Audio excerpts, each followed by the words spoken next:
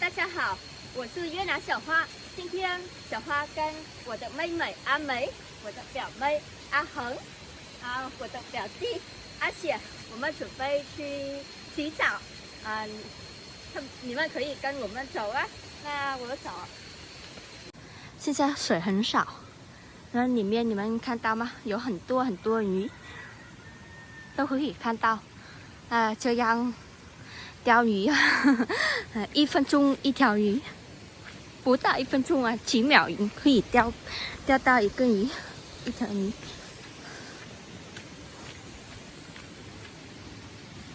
他们都先走，我要走快一点。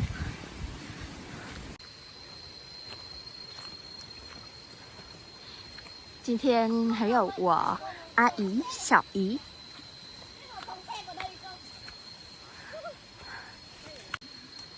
我们今天去瀑布洗澡，路很窄呀！哇，你们看，他们都先走，没有等我。My ơi, ở đâu đấy? Sao dì Vương ở đằng này mà? Dì Vương đi hái măng sao ấy?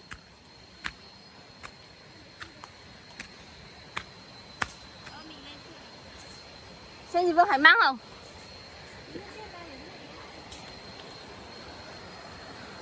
Của阿姨去接竹笋啊，不，他说很小，去上面找。又去洗澡，又找到竹笋。在这里有人刚刚切竹笋，那我还看到这个，好像他也刚刚走了。哦，真的好多竹笋。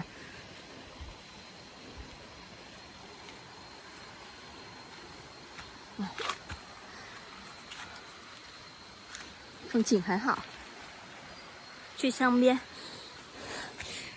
可以风景更好看。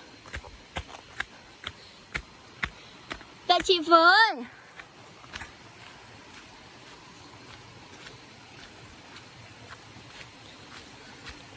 阿恒，我表妹阿恒今年15岁，她是什么？初中毕业，刚刚考试高中，那她到了，可以上高中。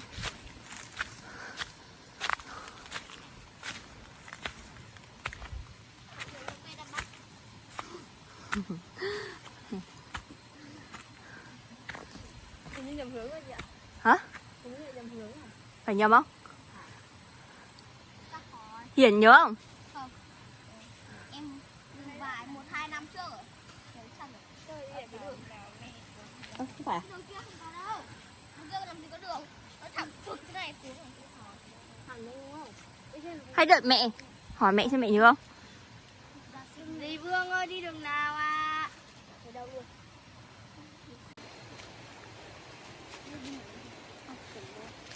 好像我们走错路了，去找阿姨。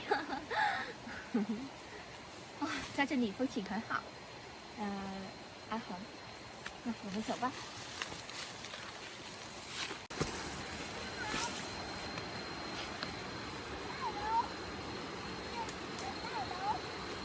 路很窄。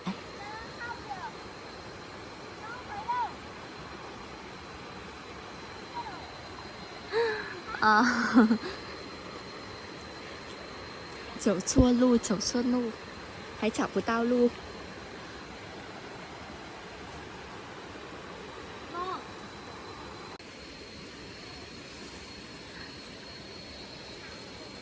这种树，我们都做钓鱼的东西。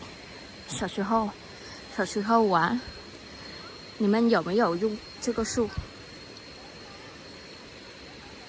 很小，很长。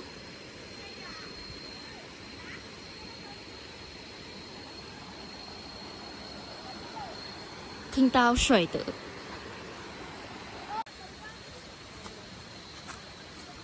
哇塞，很高。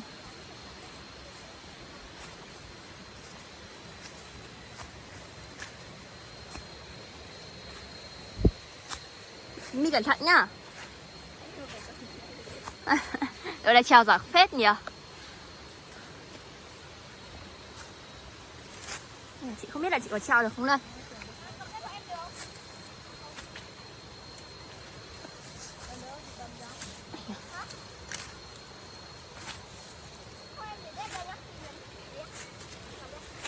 Đã sắp đến chưa?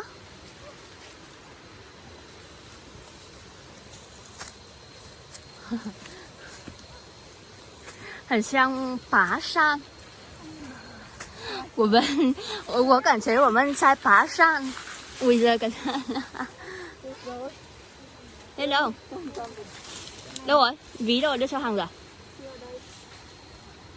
Đưa cho Hằng rồi. Đâu chị? Để em lên. Lên một tờ. Tưởng hết là điện thoại à?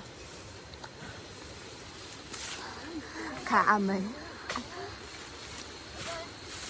我们在爬山，是很高的。Nhưng mà một mình chị làm sao mà chị lên được?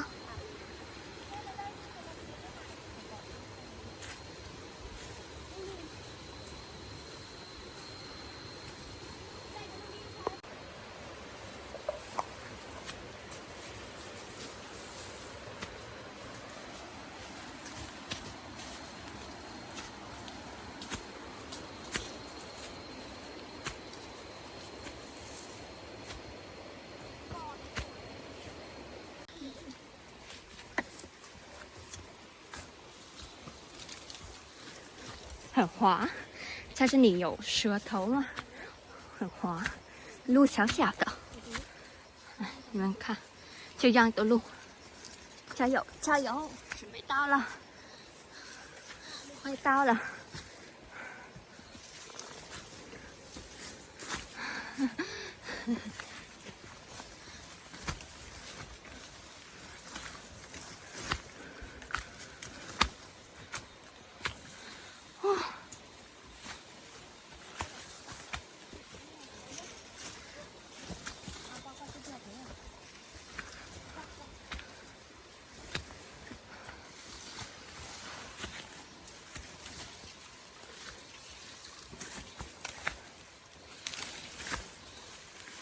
今天他们还带莲雾，准备到了，快到了，加油加油！哎呀，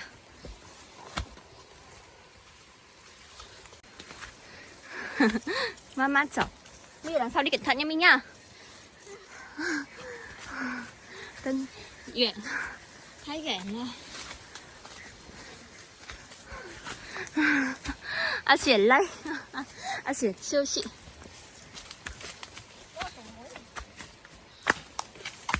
Đây của mình cho an toàn khu感觉瘙痒。哎呀，你们看这样的路。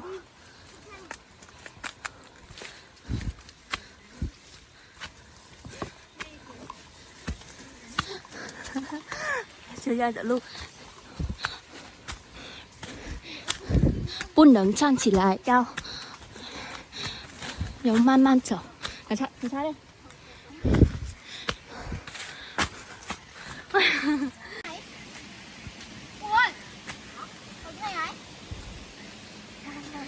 这是什么木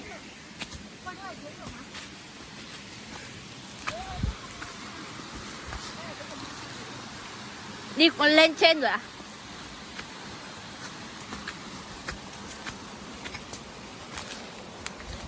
Ôi đúng rồi. Cái này là sao ấy? Cái này cái hát nó mới còn 500 thì chứ.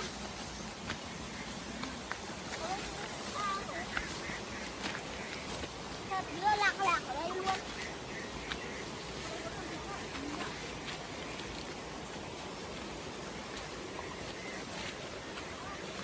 Có được xuống không?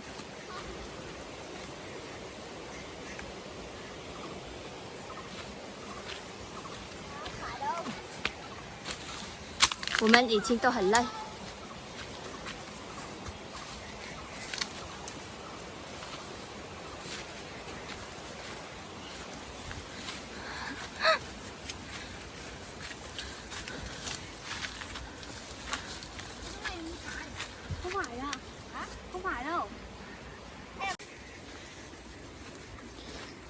Hiển tìm thấy đường xuống chưa? Phải không nhỉ? Hả? Quay về là tôi nhất. Không tôi lại trước rồi.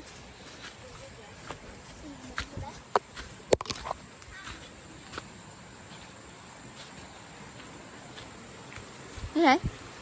Gần rồi mà. Nói ra là có một cái thác chạy trên cao xuống kia gặp nhìn đây. Ở đây có suối đây Hiển. Ra kia quay về. Chán lắm rồi. Nóng. Ý Trinh tao hẳn lấy. Hay là trên bên trên đây nhỉ? Nói ra là cái đường không vậy. Tôi quay về. Ôi nhỉ.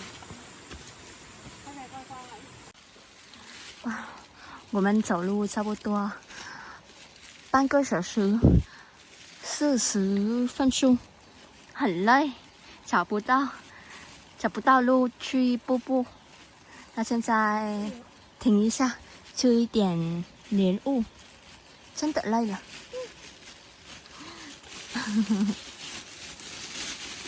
他们都很习惯走啊，今天也不记得路，他去不管。Đây là do nhà hàng à? Do nhà bên cạnh này đâu. Có hiệu á? Do nhà bà Tí. Ngon nhỉ? Nhưng mà do nhà bà Tí. Mới địa ấm. Thì bà Tí ở địa cũng chung một nhà, thằng nào phết. Luôn chung một nhà sống đấy. Cái kiểu rất là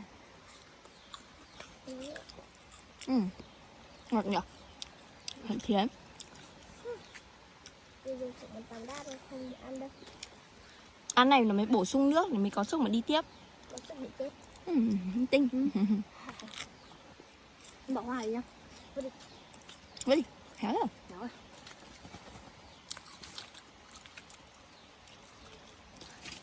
Bố sáng nay bác không trúng thưởng vậy ạ.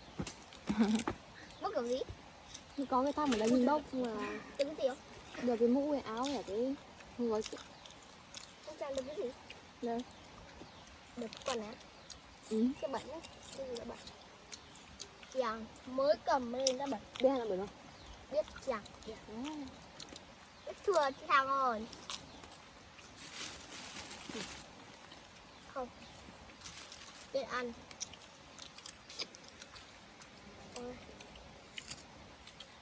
Này, thật ra cái đường nó quay ở chỗ cây rẽ xong căng qua trái vào ấy. Không. Cái này là nóng quá.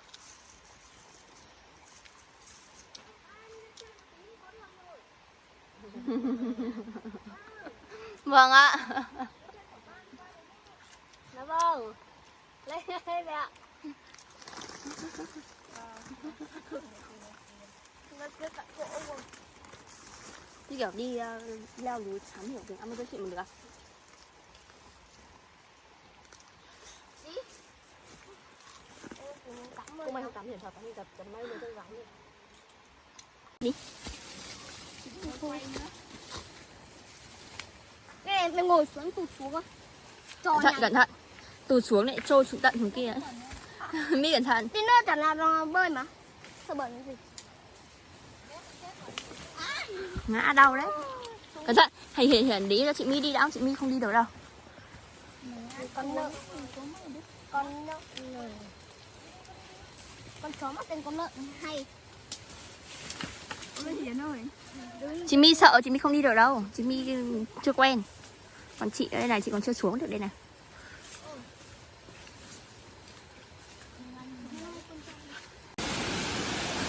1个小时走路，最后到了这个瀑布。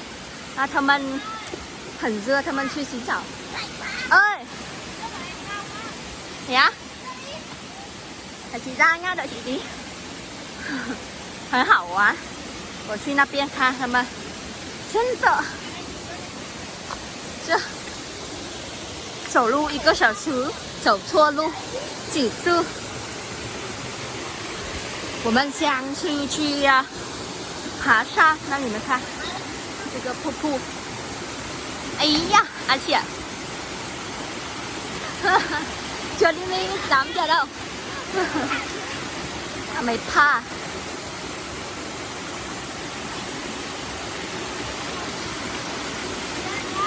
ơi.